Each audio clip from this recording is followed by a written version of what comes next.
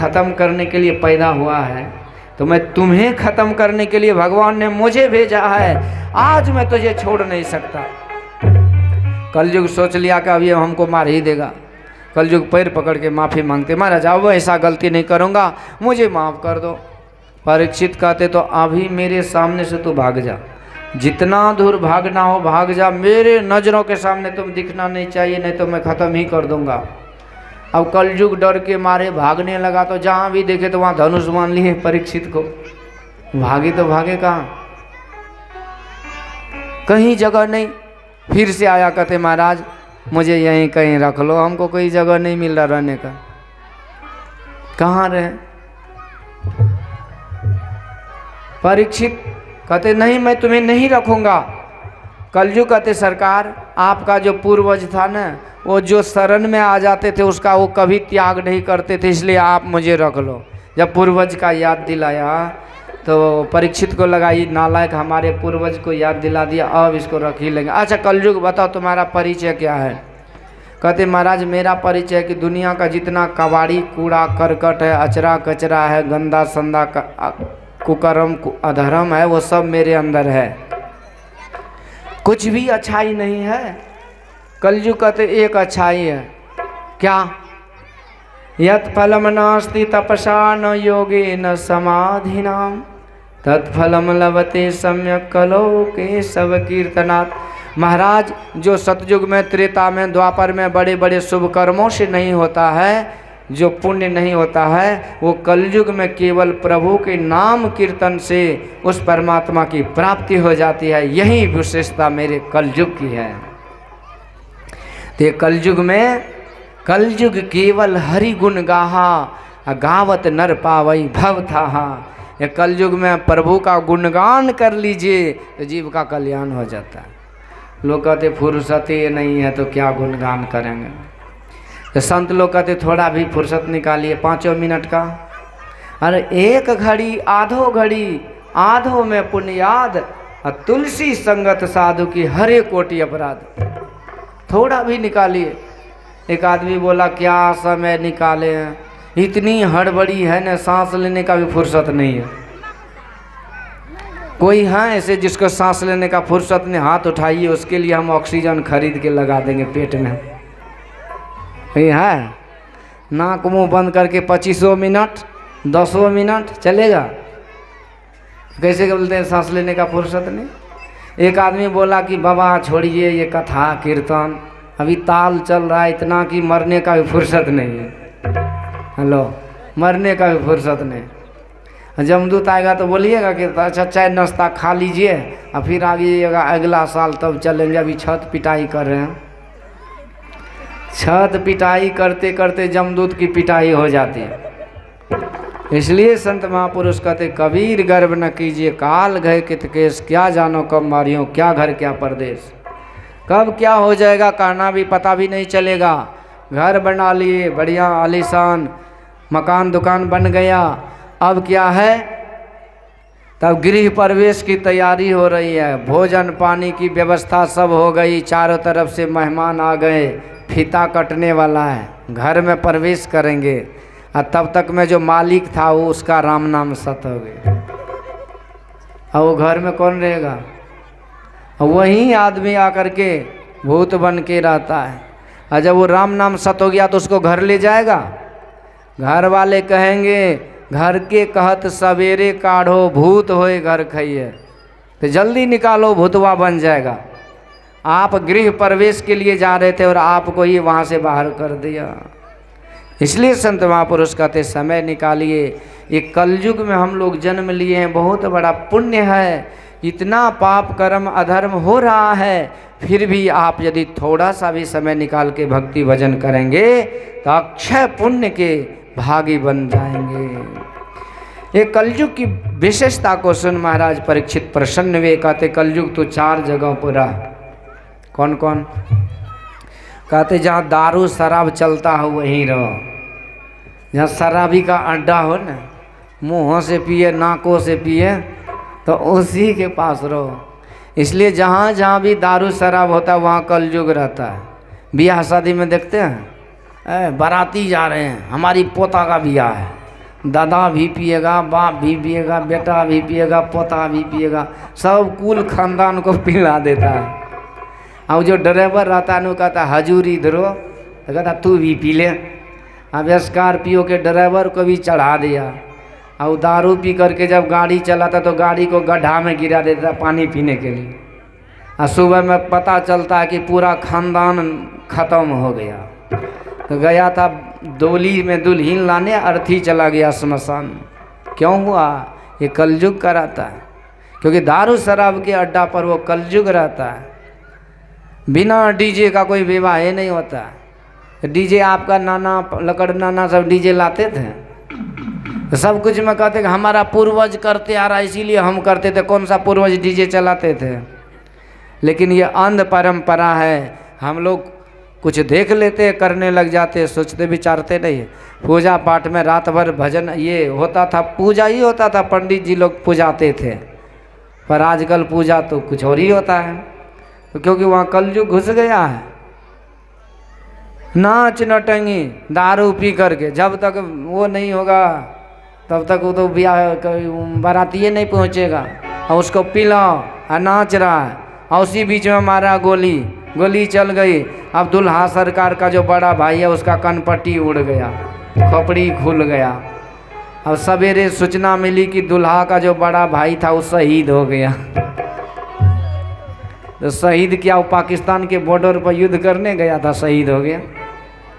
ऐसे शहीद करेगा वो, कलयुग ही गोली मारता है, वो शहीद करता है। इसलिए दारू शराब ये घोर कलयुग उसके माथे पर सवार हो जाता, बुद्धि को बर्बाद करता, फिर जीवन और फिर कुल खानदान बर्बाद होता है। कलयुग का भाषा। दूसरा जगह दिया मीठ मछली। जहाँ पर मांसाहारी भोजन चलता हो वहाँ कौन रहता है? कलयुग। और यहाँ जो दो खुट्टी गाड़ा, यहाँ कौन रहता है? भगवती महारानी। ये दो बात थोड़ी होती है। यहाँ भी कलयुगी है। जितना भी कलयुगिया खुरफाती भगत सब है वही मुड़ी काटता है बकरी का। ये काली माँ थोड़ी मुड़ी काटने बोलती है। काली माँ ने तो मुड़ी काटने वाला का मुड़ी काट लिया है। आपको भागवत में सुनाऊंगा। अब आप लोग बोलिए कि हम लोग का क्यों नहीं काट रहा है, तो समय आएगा तब न। आज केस फाइल करते हैं तो आज ही पुलिस थोड़ी आ जाता है, जेल थोड़ी हो जाता है। फाइल पहले ऑफिशियली घूमता है सब जगह, तब वारंट कुर्की, तब हथकड़िया, तब वहाँ मालिश होता है। बोलिए आनंद कंद भगवान की। इसलिए जो कहता हूँ कहीं जात हूँ, कहो जो मान हमार, जाका अगर तुम काटी हो सो फिर काटे तुहार। माँ काली कहती बेटा बदला तो देना पड़ेगा, और बदला कैसी बदला? तो सिर के बदले सिर लेती हूँ, दूसरा कुछ भी नहीं लेती हूँ। और इसीलिए माँ सिर को पकड़ी रहती है। बाद में कितनों फूल पत्ती अगरबत्ती चढ़ाइएगा कोई सुनवाई नहीं होगी, क्योंकि आपने सिर को चढ़ाया है। इसके बदले में आपको अपना सिर दे करके चुकाना पड़ेगा। मैं कहते हमारा बाप दादा सब करते आया है, हमहूँ करै छियै तो की भेलै? बाप दादा जो करते आया है ना, आपके बाप दादा को समझाने वाला भी संत महापुरुष जो बाप दादा वो समझाते गए, नहीं समझे अलग बात है। आश्चर्य तो ये है कि बलि सही में सब दिन से आ रही है। एक हीरावन था, वो भगवान को देखा, बोला ये बालक बड़ा सुंदर, इसी का बलि देंगे माँ काली खुश हो जाएगी। रावण का भाई था, रावण ने उससे मदद मांगा कि हमको मदद करो राम को युद्ध में हराने के लिए। तो बोला तुम चिंता काहे करते हो, ये सब नर बानर तो मेरा आहार है, इसको लेकर के हम पूजा में भोग लगाएंगे। प्रसाद के नाम पर खाते हैं ना, तो वो अहिरावण वो काम करता था। ले गया भगवान को ही चुरा करके, पर भगवान भी इतने बेचारे हैं, बिना भक्त के भगवान का कोई अस्तित्व ही नहीं होता है। तो राम सिंधु घन सज्जन धीरा, चंदन तरु हरि संत समीरा। कहते भगवान समुद्र है, समुद्र का पानी पिए हैं? यदि पीजिएगा तो मुंह में फोड़ा हो जाता है, पीने लायक नहीं रहता। पर वही समुद्र का पानी जब बादल बन के बरसता है तो वह अमृत हो जाता है। कहते भगवान समुद्र का पानी और संत जो है भक्त जो है बादल के तरह। भगवान है चंदन वृक्ष का सुगंध, और संत है वायु। वायु जब बहती है तो सुगंध हमको मिलता है ना चंदन का। यही संत की कृपा से भगवान को हम जानते हैं, मानते हैं, समझते हैं और प्राप्त करते हैं। तो आज हनुमान जी महाराज गए भेष बदल करके, अहिरावण की तैयारी हो रही थी, ऐसे माँ काली की मंदिर, और वहाँ पर दोनों बलि को लाके खड़ा किया, बढ़िया से लड्डू मिठाई सब रखा। तब तक में हनुमान जी भोरा का रूप बन करके फूल पर बैठ गया, और वो फूल भगवान हनुमान जी को भगवान के चरणों तक पहुंचा दिया। अर्थ क्या हुआ? भोरा वही जब कहीं गंदे नाले में कीड़ा के बैठता है तो हाथी उसको पैर के तले कुचल देता है, और वही भोरा जब फूल का संग करता है तो भगवान के चरणों तक पहुंच के अपना कल्याण कर लेता है।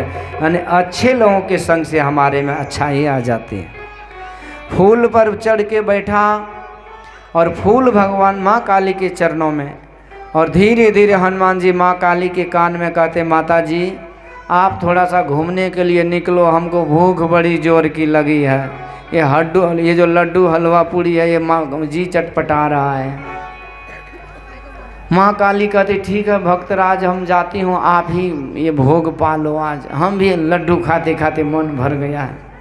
माँ काली तो मंदिर से भाग गई। देखिए माँ काली की मूर्ति बनती है, और वैदिक मंत्र के द्वारा पूजन, स्वस्ति वाचन, मंगलाचरण और प्राण प्रतिष्ठा की जाती है।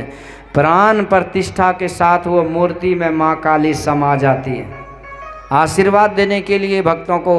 और जैसे उस माँ काली के सामने ये रक्त बीज चंड मुंड बकरी का गर्दन उड़ाता है, तो माँ काली उसी समय रोते रोते वहाँ से विदा हो जाती है। फिर उस मूर्ति में कौन रहता है? तो माँ काली के जगह पे कलयुग बाप रहता है। बोलिए आनंद कंद भगवान की। और ये कलयुग ऐसी दुर्गति करेगा कि 100 बार मरने पर भी मर के मरना पड़ेगा, और तड़प तड़प के दुखों को भोगना पड़ेगा। कहीं से राहत मिलने का कोई चांस नहीं है। हनुमान जी महाराज मूर्ति में प्रवेश किए। अहिरावण को लगा कि माँ काली खुश है, क्योंकि हनुमान जी घपा घप लड्डू दे रहे हैं दोनों हाथ से। हाय खा पी करके एकदम फूल के फूकना हो गए। अहिरावण सोचा कि माता जी बड़ी प्रसन्न है, प्रसाद ग्रहण कर रही है। हनुमान जी मने मन कहते बेटा अब पता चलेगा कि प्रसाद का क्या फल मिलता है। अब जैसे अहिरावण ने तलवार निकाला, भगवान को बलि देना चाहा, मूर्ति फट गई, और साक्षात हनुमान जी महाराज प्रकट हो करके अहिरावण के गर्दन को मड़ोड़ करके दे गदा उसको, गोविंदाय नमो नमः। बोलिए भक्तवत्सल भगवान की, बोलिए काली महारानी की। इसलिए पूजा का स्टाइल बदलिए। हम ये नहीं कहते कि पूजा मत कीजिए, आप जितना करते उससे अधिक कीजिए। कीमती से कीमती अगरबत्ती जलाइए, कीमती से कीमती लड्डू चढ़ाइए, कीमती से कीमती मेवा मिष्ठान बनाइए, 56 प्रकार के व्यंजन बनाइए, पूरे भक्तों का भंडारा कराइए। माँ का हजारों हजार लाखों लाख आशीर्वाद मिलेगा। पर जब ये कसाई का काम कीजिएगा तो कठोर से कठोर दंड उसी माँ के हाथ से एक न एक दिन मिलेगा। ये है कलयुग का करामत। जहाँ जीव की हिंसा होती है वहाँ कलयुग का वास है। इसलिए धर्म के नाम पर कभी भी जीव को नहीं मारना चाहिए। लोग कहते हैं सौसे दुनिया हो रहा है तो हमको क्या। अब बोलिए जब पूरी दुनिया में सब कुछ हो रही है, अच्छा बोलिए पागल क्या कर देते हैं। अब बोलिए कि घर में एक जगह एक गांव में आग लगी थी, तो एक कौवा था, एक पक्षी थी जो नदी में जाकर के चोंच भर पानी ला कर के ऊपर से गिरा देती थी। तो बाकी चिड़िया सब हंसने लगा, कहते अरे भाई जब पूरे गांव में आग लगी है तो तुम्हारे चोंच भर पानी से क्या वो आग बुझ जाएगी। तो चिड़िया क्या बोला, समझने वाली बात। चिड़िया कहते देखो मैं जानता हूँ कि जब आग लगी है तो बुझेगी नहीं, लेकिन इसके बाद जब सब कुछ खत्म होगा। जब चर्चा होगी तो हमारी चर्चा, हमारा नाम आग बुझाने वालों में और तुम सबों का नाम तमाशा देखने वालों में होगा। इसलिए दुनिया में क्या हो रहा है उसका हम तो ठिका नहीं लिए हैं, परंतु हमसे जितना चले बने अपने आप को सुधारना चाहिए। हम जितने को सुधार सकते हैं वही हमारा धर्म है, वही हमारा कर्म है। इतना तो कर ही सकते हैं। दुनिया में आप पियक्कड़, गजड़ी, भंगी और खाने वाले को देखते हैं, पर क्या दुनिया में वैष्णव नहीं दिखाई देता है क्या? हजारों लाखों की भीड़ जो सत्संग में होती है तो क्या वो वैष्णव नहीं? तो दुनिया में नज़रिया को बदलिए, नज़ारा बदल जाता है। अच्छे लोगों की भी कमी नहीं है, तो हम उनसे भी प्रेरणा लेकर के वैष्णव तो हो ही सकते हैं। भक्त बनना हो तो वैष्णव बनिए, और नहीं बनना हो तो कुछ भी बनिए, उससे क्या मतलब?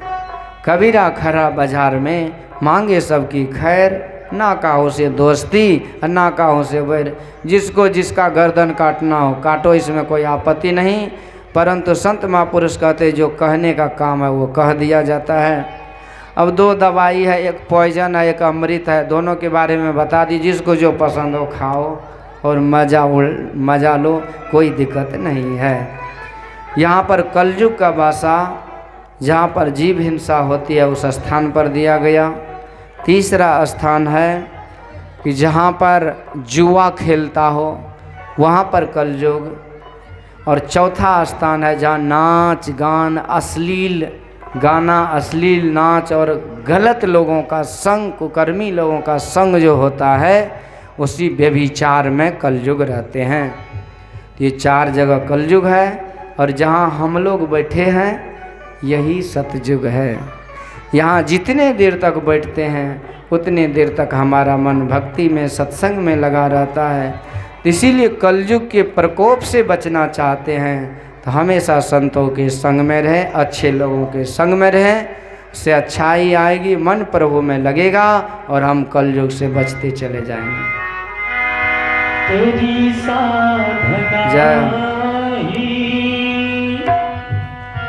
मेरी जिंदगी हो, तेरी साधना मेरी जिंदगी हो। राजा हो जो तेरी हो, मेरी खुशी हो, तेरी साधना ही मेरी जिंदगी हो। राजा हो जो तेरी हो, मेरी खुशी हो।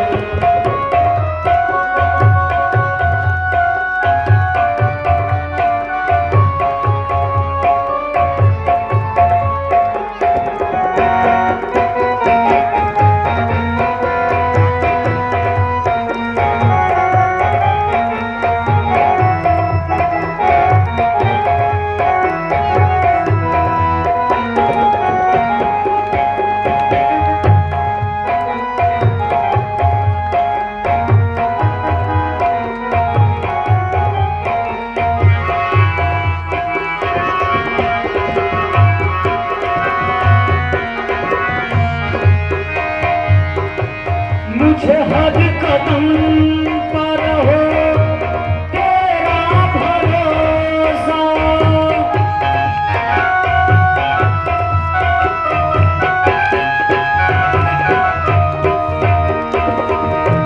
मुझे हर कदम पर हो तेरा भरोसा, मेरी हर नजर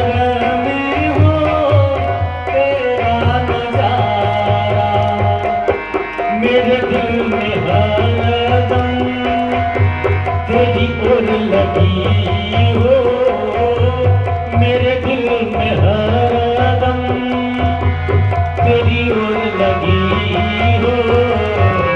राजा हो जो तेरी हो, मेरी खुशी हो, तेरी साधना ही मेरी जिंदगी हो। राजा हो जो तेरी हो, मेरी खुशी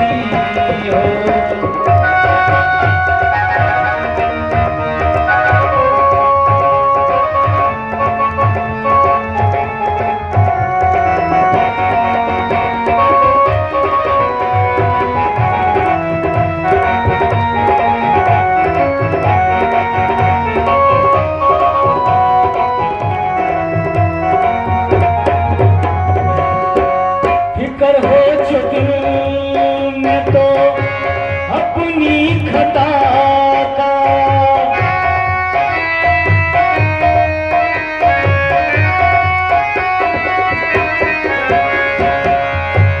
फिक्र हो जो दिल में तो अपनी खता का, जिक्र हो जो लब पे तो तेरी वफा का।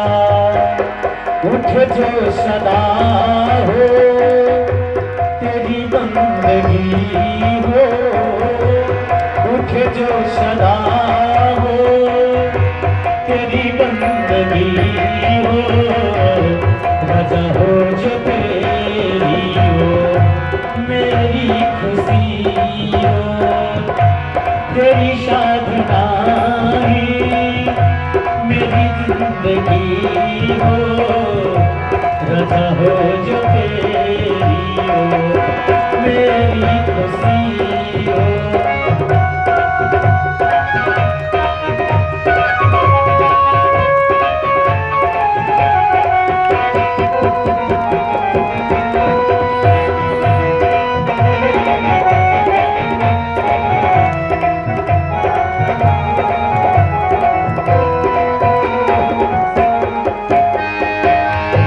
सादत हुई इसके सिवा कुछ नहीं हूँ,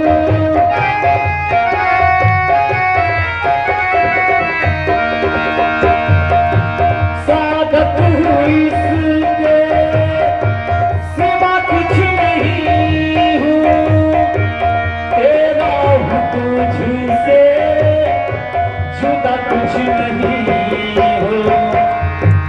यही गीत लावा पे, यही गीत लावा पे मेरे हर घड़ी हो, रजा हो जो तेरी हो मेरी खुशी हो, तेरी साधना ही मेरी जिंदगी हो, रजा हो जो तेरी हो मेरी खुशी हो, रजा हो जो तेरी हो मेरी खुशी हो, रजा हो जो तेरी हो मेरी खुशी हो। बोलिए आनंद कंद भगवान की। जय। देखिए, राम रावण का युद्ध हो रहा था, तो जितने भी वानरी सेना थे जब जय श्री राम का नारा लगाते थे, और जो रावण के चमचे चाटुकार थे वो कुछ नहीं बोलते थे। इसमें जो भगवान के वानरी सेना है वो जय जयकार कीजिए, और जो बाकी के है उसको कुछ नहीं बोलना है। बोलिए भक्तवत्सल भगवान की। पीछे वाले सोचते हैं कि कितनों कुछ बोलिएगा, हम बोलने वाले नहीं हैं। तो देखिए, जो नहीं बोलते हैं ना, तो भगवान अगले जन्म में उसको बौका बना देता है। तब इशारा करते रहिएगा। इसलिए बौका नहीं बनना तो जय जयकार कीजिए। बोलिए आनंद कंदे भगवान की। इसलिए यहाँ पर महाराज कलयुग को 4 जगह दिया। कलयुग कहते महाराज, जब आप हमसे खुश हैं तो कोई बढ़िया भी जगह दीजिए, एसी डीसी लगा हो, थोड़ा सा कूलर पंखा, कुछ एलईडी लाइट लगा हो, कुछ बढ़िया फ्रिज हो, ऐसा जगह तो दीजिए, कोई मज़ेदार जगह। परीक्षित खुश थे, कहते कलयुग तो लो, सबसे सुंदर और कीमती और बढ़िया जगह में देता हूँ जिसको सब पसंद करता है। मतलब तुम आज से स्वर्ण में भी वास करो, धन में वास करो। कलयुग तब से धन में भी रहने लगा है।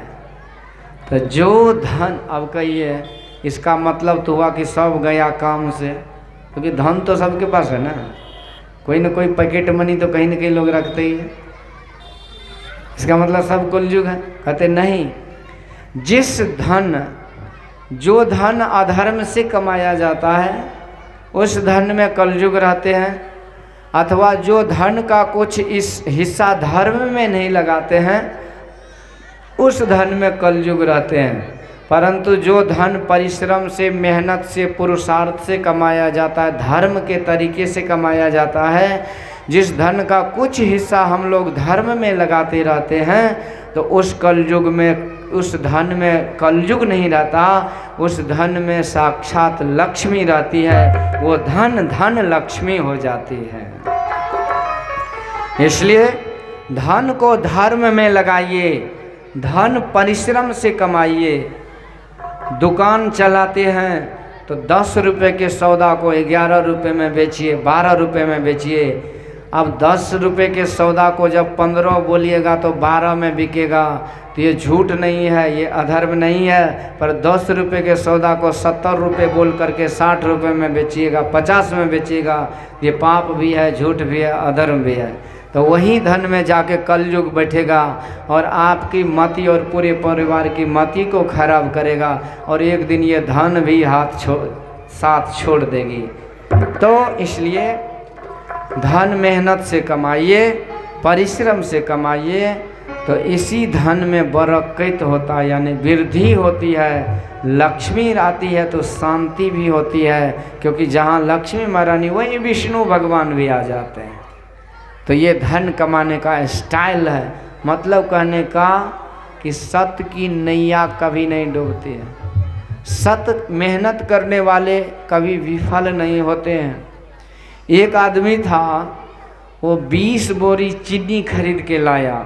बड़ा ईमानदार था, दुकानदार था पर ईमानदार था। और उन्होंने 20 रुपये किलो के हिसाब से चीनी होलसेल से खरीद के लाया। और जब बेचने लगा तो 20 रुपये किलो ही बेचने लगा। अब सब दुकानदार का चीनी रह गया, उसकी बिक गई 20 बोरी, सब लूट लिया। क्योंकि लोग 30, 40, 50 में बेचता था, 20 में बेच रहा है, सब तो लूट लिया, बिक गया। अब बाकी दुकानदार कहते भाई तुम 20 रुपये में खरीद के 20 रुपये में बेच दिया तो बचा क्या? तो बेचने वाला बोला 20 रुपये में खरीद के 20 रुपये में बेच दिए, परंतु 20 गो बोरी तो बच गया ना खाली। तो इसी बोरी को 20-20 रुपये में बेचेंगे तो 400 रुपये हुआ कि नहीं? तुम लोग मक्खी मार रहे थे और मैंने मेहनत किया और 400 रुपये कमा लिया। तो पानी का धन, नानी का धन, बेईमानी का धन ये नहीं टिकता है। मतलब ये है, नानी का मतलब क्या हुआ कि किसी का भी धन यदि हम नाजायज तरीके से लेते, नानी हो, दादी हो, मामा हो, मौसा हो, पीसा हो, फूफा हो, फूफी हो, किसी का भी धन अनीति से लेते हैं तो वो नहीं टिकता है। पर यहाँ दोहा बनाने के लिए बल नानी का नाम जोड़ दिया, ऐसी बात नहीं है। तो किसी का भी धन अधर्म से लेते हैं तो उसमें दरिद्री आ जाती है। तो दरिद्री को भगाना है तो मेहनत की कमाई खाइए, मेहनत की कमाई से कुछ धर्म में लगाइए, यही में पुण्य है, वही में लक्ष्मी है। लेकिन लोग लक्ष्मी को खूब बुलाते हैं, काम दरिद्री वाला करते हैं। दरिद्री को कॉल करेंगे और सोचेंगे कि लक्ष्मी आ जाए तो होगा, और दरिद्री के मोबाइल पर नंबर लगा दिए कि कौन बोल रहे हैं, तो हम दरिद्री जी बोल रहे हैं, अच्छा तो आइए। यहाँ कहते आइए लक्ष्मी जी, तो दरिद्री लक्ष्मी कैसे हो जाएगी? इसलिए लक्ष्मी को बुलाने का काम कीजिए, मेहनत धर्म का कीजिए, धर्म का काम तो लक्ष्मी आती है। लेकिन गांव घर में लोग देखते हैं दीपावली में लक्ष्मी को कैसे बुलाएगी, घोसे घर में है पूजा पाठ, धूप दीप अगरबत्ती, लक्ष्मी घर दरिद्री बाहर, लक्ष्मी घर दरिद्री सब बाहर।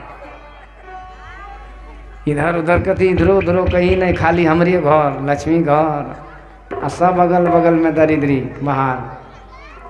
परंतु एक माता जी थी, उसके पति का नाम ही लक्ष्मी था। वो क्या करे, अब पति का नाम नहीं बोलेंगे ना, तो बोलती वो छेबे के लिए दरिद्री बाहर।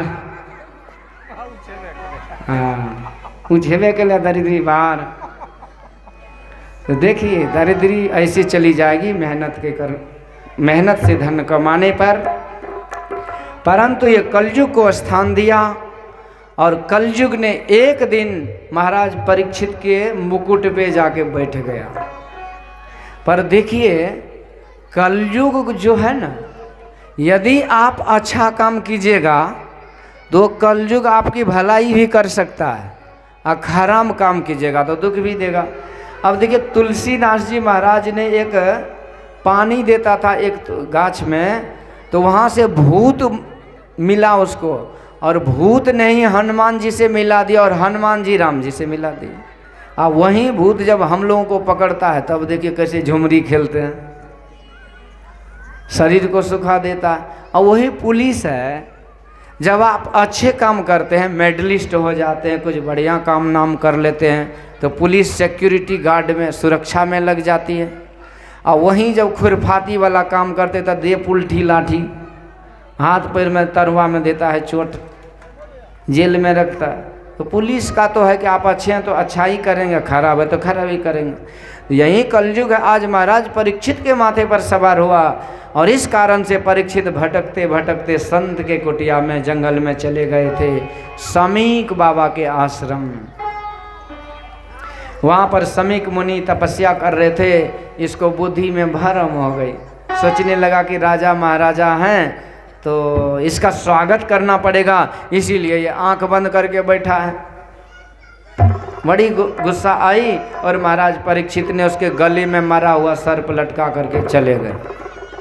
पर उसी का बेटा जो बालक श्रृंगी था वो नदी में स्नान कर रहा था। अन्य बच्चों ने कहा, परीक्षित अरे बालक, तुम्हारे पिताजी का तो घोर अपमान हो गया। बच्चा था, बचपना बुद्धि, सोचा न विचारा और लगे हाथ शराप दे दिया। कहते जिस किसी ने मेरे पिता का अपमान किया है, मैं ऋषि बालक श्रृंगी ये श्राप देता हूँ कि आज के 7वें दिन उसकी मृत्यु तक्षक नाग के डसने से हो जाएगी। इति लंघित मर्यादम तक्षक सप्तमे हनि दंक्षति स्म कुलांगारम चौदितो में तदद्रुहम। कठोर श्राप दिया और आकर के पिता के गले में लटक के रोने भी लगा। बच्चे की चालाकी होती है, गलती भी करेगा और दिखाएगा कि हम बड़े भोले वाले हैं। पिता की नींद खुली, समाधि खुली। पिताजी ने पूछा कि भाई क्यों रो रहे हो, तो कारण बता दिया कि हमने श्राप दे दिया। तुम रो रहे हो और तुमने बड़ी भारी गलती की बेटा। अरे परीक्षित जैसा धर्मात्मा राजा इस भारतवर्ष को जल्दी मिलने वाला नहीं है। अपने शिष्यों को कहा कि जाइए और परीक्षित को संदेशा सुना दीजिए। परीक्षित सुन लिए और रोने लगे।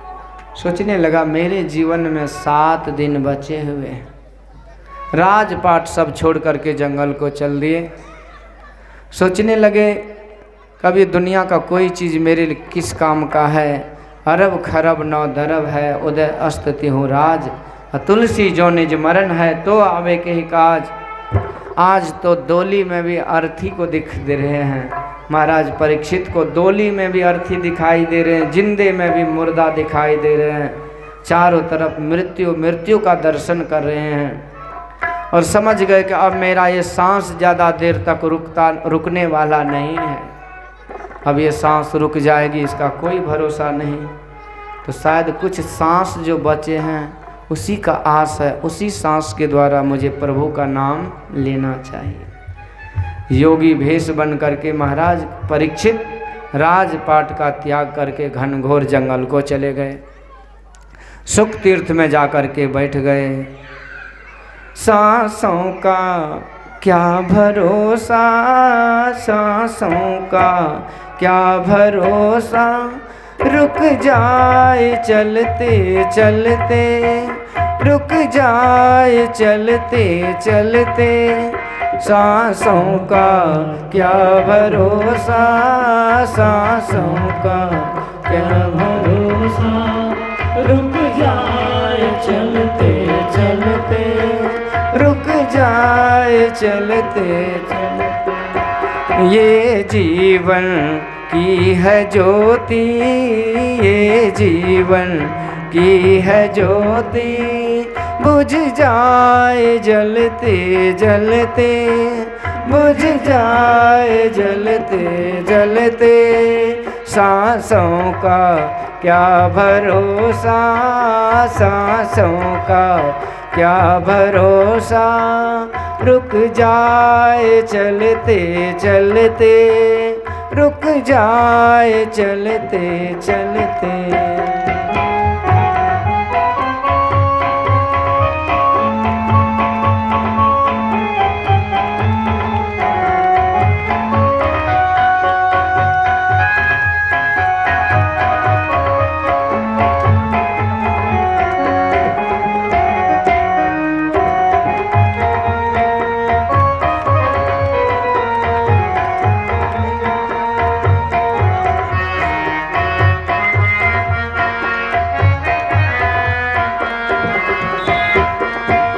समझा नहीं सारा, समझा न खेल इसका, समझा नहीं सारा, समझा न खेल इसका, समझा नहीं सारा, समझा न खेल इनका, समझा न खेल इसका। क्यों ये तेरी बात बिगड़ी, क्यों ये तेरी बात बिगड़ी, हर बार बनते बनते, हर बार बनते बनते, सांसों का क्या भरोसा, सांसों का क्या भरोसा, रुक जाए चलते चलते, रुक जाए चलते चलते। ये जीवन की है ज्योति, ये जीवन की है ज्योति, बुझ जाए जलते जलते, बुझ जाए जलते जलते, सांसों का क्या भरोसा, सांसों का क्या भरोसा।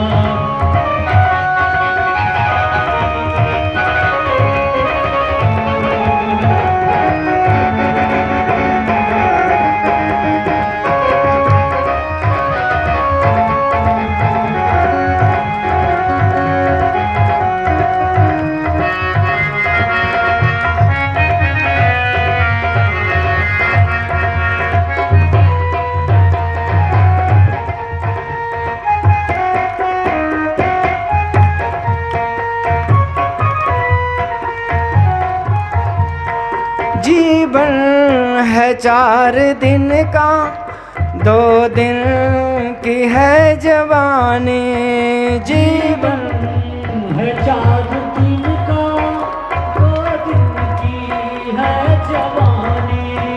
जीवन है 4 दिन का, 2 दिन की है जवानी, जीवन है 4 दिन का, 2 दिन की है जवानी। जब आएगा बुढ़ापा, जब आएगा बुढ़ापा, थक जाए चलते चलते, थक जाए चलते चलते, सांसों का क्या भरोसा, सांसों का क्या भरोसा, रुक जाए चलते चलते, रुक जाए चलते चलते, ये जीवन की है ज्योति, ये जीवन की है ज्योति, बुझ जाए जलते जलते, बुझ जाए जलते जलते, सांसों का क्या भरोसा, सांसों का क्या भरोसा, रुक जाए चलते चलते, रुक जाए चलते चलते, रुक जाए चलते चलते। कहता हूँ कहीं जात हूँ, कहूँ बजाए ढोल, श्वासा खाली जात है, 3 लोक की मौत। वैसे महाराज परीक्षित को विश्वास हो गया कि आज के 7वें दिन मेरी मृत्यु हो जाएगी। दुनिया में जो जन्म लिए हैं उसे मरना ही पड़ता है। महाप्रलय की ओर सभी को इस मरु में चलते देखा, किससे लिपट जुड़ाता किसको, सबको ज्वालाओं में जलते देखा। रुका न पल भर मित्र पुत्र माता से नाता तोड़ चले। कितनी लैला रोती रही कितने मजनू मुख मोड़ चले। रोते जग की अनित्यता पर सभी विश्व को छोड़ चले। कुछ तो चले चिता के ऊपर कुछ कब्रों की ओर चले। सब चिता कब्र में दाखिल हो जाते हैं। एक दिन ऐसा होएगा जंगल होगा बास, ऊपर ऊपर हल फिरे ढोर चरेंगे घास। हार जले जैसे लाकड़ी केस जले जैसे घास, सब जग जरता देख कर भय कबीर उदास। पांचों नौबत बाजती होत 3600 राग, सो मंदिर खाली पड़ा बैठन लागे का। ये सब कुछ जलता है। हार जले जैसे लाकड़ी केस जले जैसे घास। हार जले लकड़ी जले जले जलावन हार, कौतुक हारा भी जले कासो करो पुकार। ये दुनिया जल रही है, जीते भी लकड़ी मरते भी लकड़ी, देख तमाशा लकड़ी का। सोचा कि मेरा शरीर इससे पहले कि सांप के डसने से जल जाए, मेरे पास कुछ समय है, क्यों न मैं उस प्रभु की याद करूं। सुख तीर्थ में जाकर के खाना पीना छोड़ करके महाराज परीक्षित अनशन व्रत लेकर के बैठ गए। 88,000 ऋषियों का आगमन हुआ। उसी बीच में अब परीक्षित तो पूछ रहे हैं कि हे गुरुदेव बतलाइए कि मरने वाले को क्या करना चाहिए। मेरे पास तो बस 7 दिन का समय है। 7वें दिन ये मेरी अर्थी, ये मेरा शरीर लाश हो जाएगा, अर्थी बन जाए, ये मुर्दा हो जाएगा। फिर ये आत्मा का कल्याण कैसे होगा। बतलाइए कि क्या करना चाहिए जिसकी मृत्यु निश्चित हो गई है। अब सब संत महात्मा सोचते हैं कि 7 दिन में कौन सा यज्ञ अनुष्ठान बताया जाए, किसी को समझ में नहीं आया। तो उसी समय आज देखिए परीक्षित का सौभाग्य कि पूर्व दिशा से सूर्य रूप गुरु 10 दिशाओं में ज्ञान की प्रकाश को बिखेरते हुए साक्षात भगवान आज गुरु रूप में प्रकट हुए, सुखदेव भगवान के रूप में। बोलिए श्री सुखदेव भगवान की जय। 88,000 ऋषियों ने भव्य स्वागत किया और आज परीक्षित को लगा जब ऐसे निर्मल संत जो 16 साल के हैं और जिनके स्वागत में 16,000 साल के महात्मा खड़े हो रहे हैं, इसका मतलब है कि मेरा ही कल्याण के लिए आए हैं। इस तरह से यहाँ श्री परीक्षित जी महाराज ने सुखदेव महाराज का स्वागत किया और सुखदेव जी ने से पूछा गुरुदेव बतलाइए कि मरने वाले को क्या करना चाहिए। तस्मात् भारत सर्वात्मा